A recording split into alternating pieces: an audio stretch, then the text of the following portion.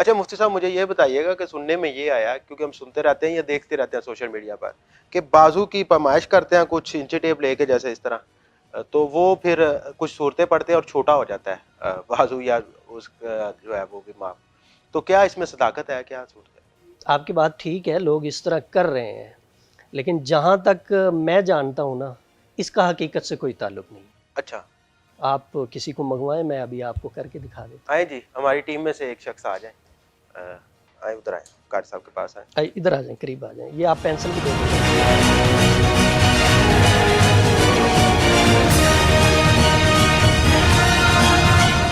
अच्छा ये जी अभी लाइव डेमो होने लगा है और आप देखिएगा। हाँ, अब जी पैमाइश करें अपनी बारिश के साथ।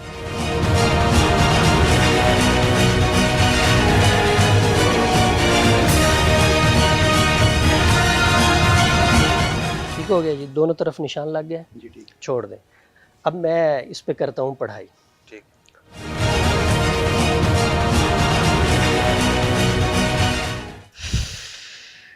चलें, दोबारा करें पैमाइश।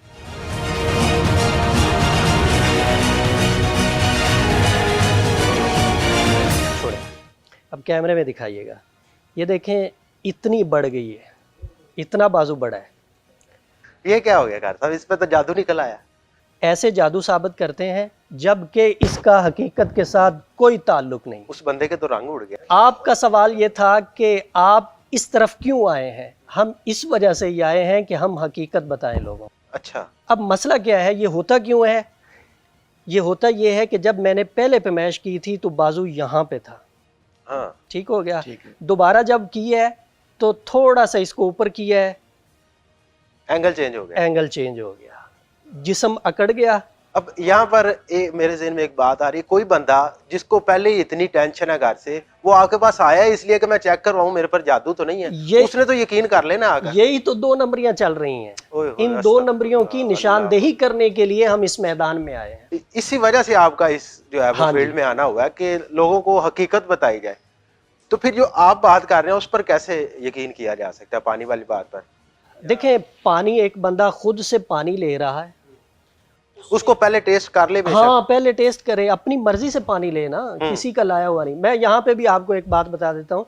जब हम पढ़ते थे ना तो हमारे साथ एक दोस्त था हमारा, उसने ये काम नया नया शुरू किया। अच्छा, तो वो चेक करता था, वो हथेली के ऊपर चीनी रखता था और दम करके फिर कहता था जी इसको खाएं।